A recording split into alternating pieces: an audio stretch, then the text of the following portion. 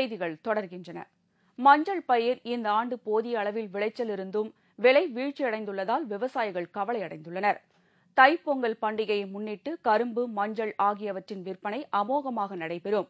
மதுரை மாவட்டம் அலங்காநல்லூர், எர்ரம்பட்டி மற்றும் அதன் சுற்றுவட்டார கிராமங்களில் அதிக அளவில் மஞ்சள் பயிர் சாகுபடி செய்யப்படுகிறது. இங்கிருந்து மாநிலம் முழுவதும் மட்டுமன்றி அண்டை மாநிலங்களுக்கும் அனுப்பி வைக்கப்படுகிறது.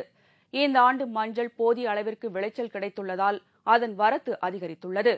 இதன் காரணமாக மஞ்சளின் விலை குவிண்டாலுக்கு 2000 முதல் 4000 ரூபாய் வரை குறைந்துள்ளது. விலை வீழ்ச்சியால் பெருமளவில் நஷ்டம் ஏற்படும் என்று விவசாயிகள் கவலை தெரிவித்துள்ளனர். அது இப்போ ரொம்ப வீழ்ச்சியானதுனால ரொம்ப சிரமமாக இருக்குது, கஷ்டமாக இருக்குது. போன வட்டத்து விலை இல்லை. போன வட்டம் குவிண்டால் 18,000 ரூபா வரைக்கும் போச்சு. இந்த வருஷம் 4,000 ரூபாயிலேருந்து 2,500 ரூபாய் கூட விற்கிது. அதனால் நாங்கள் ரொம்ப சம்சாரி ரொம்ப கஷ்டப்படுறோம். இதனிடையே தானே புயல் காரணமாக உளுந்தூர்பேட்டை மற்றும் சுற்று வட்டார பகுதிகளில் உற்பத்தியாகும் அவரைக்காய், புடலங்காய் உள்ளிட்ட காய்கறி செடிகள் முற்றிலும் சேதமடைந்து விட்டதால் காய்கறிகள் உற்பத்தி கடுமையாக பாதிக்கப்பட்டுள்ளது. தங்களுக்கு அரசு உரிய நிவாரணம் வழங்க வேண்டும் என்று விவசாயிகள் தெரிவித்துள்ளனர். திருப்பூரில் சட்டவிரோதமாக இயங்கிய 23 சாய தொழிற்சாலைகளுக்கு மாசு கட்டுப்பாட்டு வாரிய அதிகாரிகள் சீல் வைத்தனர். திருப்பூரில் கடந்த சில மாதங்களாக சாய தொழிற்சாலைகளிலிருந்து வெளியேற்றப்படும் கழிவுநீரால் சுகாதார சீர்கேடும் விவசாய நிலங்களும் பெரிதும் பாதிப்படைந்துள்ளதாக புகார்கள் எழுந்தது. இதனையடுத்து சென்னை உயர்நீதிமன்றம் பிறப்பித்த உத்தரவின்படி திருப்பூரில் இயங்கி வந்த சுமார் 739 சாய தொழிற்சாலைகளுக்கு மின் இணைப்பு துண்டிக்கப்பட்டு மூடப்பட்டன. இந்நிலையில் திருப்பூர் பகுதியில் அனுமதி பெறாமல் சாய தொழிற்சாலைகள் இயங்கி வருவதாக மாசு கட்டுப்பாட்டு வாரியத்திற்கு புகார் அளிக்கப்பட்டது. இதையடுத்து அந்த பகுதியில் ஆய்வு செய்த மாசு கட்டுப்பாட்டு வாரிய அதிகாரிகள் முறைகேடாக இயங்கிய 26 சாய பட்டறைகளுக்கு சீல் வைத்து நடவடிக்கை எடுத்தனர். எந்தவித துறை அனுமதியின்றியும் சுத்திகரிப்பு நிலையம் அமைக்காது இயங்கி வந்த 26 பட்டன், ஜிப் மற்றும் விஞ்சு மாதிரி இயந்திரங்கள் ஏற்கனவே எங்களால் ஆய்வு செய்யப்பட்டு வாரிய தலைமை அலுவலகத்திற்கு அனுப்பப்பட்டது. அங்கிருந்து பெறப்பட்ட பரிந்துரையின் பேரில் மாவட்ட ஆட்சியர் உத்தரவின் அடிப்படையில் இன்று 26 பட்டன், ஜிப் மற்றும் விஞ்சு இயந்திரங்களுக்கு சீல் வைக்க நடவடிக்கை எடுத்துக் கொண்டிருக்கிறது. தானே புயலால் பாதிக்கப்பட்ட கடலூர் மாவட்டத்தில் கடும் குடிநீர் தட்டுப்பாடு நிலவுவதால் அப்பகுதி மக்கள் காலி குடத்துடன் சாலை மறியலில் ஈடுபட்டனர். புயலால் பாதிக்கப்பட்ட பகுதிகளில் கடந்த 5 நாட்களுக்கும் மேலாக கடும் குடிநீர் தட்டுப்பாடு நிலவி வருகிறது. இந்நிலையில் நெய்வேலியை அடுத்த சேப்பளநாந்தம் கிராம மக்கள் குடிநீர் வசதி செய்து கொடுக்காத அரசை கண்டித்து இன்று காலி குடங்களுடன் சாலை மறியலில் ஈடுபட்டனர். தகவல் அறிந்த போலீசார் சம்பவ இடத்திற்கு விரைந்து மறியலில் ஈடுபட்ட மக்களிடம் சமாதான பேச்சுவார்த்தை நடத்தியதால் போராட்டம் கைவிடப்பட்டது. இதனால் கடலூர் விருதாச்சலம் செல்லும் சாலையில் சுமார் 1 மணி நேரம் போக்குவரத்து பாதிப்பு ஏற்பட்டது. இதனிடையே புதிய பாலம் கட்டித்தரக்கோரி திண்டுக்கல் அருகே உள்ள சிக்கையகவுண்டனூர் கிராம மக்கள் சாலையில் பெரிய மரத்தை வெட்டி போட்டு மறியலில் ஈடுபட்டதால் பரபரப்பு ஏற்பட்டது. பாலம் கட்டி அப்படியே இடிஞ்சு ஒரு 5 வருஷம் இருக்குங்க. எங்களுக்கு எந்த நன்மையும் கிடையாது. எங்க பாலத்துக்கு வடக்க ஒரு 20-30 ஊருக்கு மேல இருக்குது. எந்த நன்மையும் கிடையாது. ஸ்கூல் பிள்ளைகள் போறதுக்கு ஒரு பஸ் வசதி கிடையாது. ஒரு எந்த வசதியும் கிடையாது. பாக்குறாங்க, பார்த்துட்டு போயிடுறாங்க.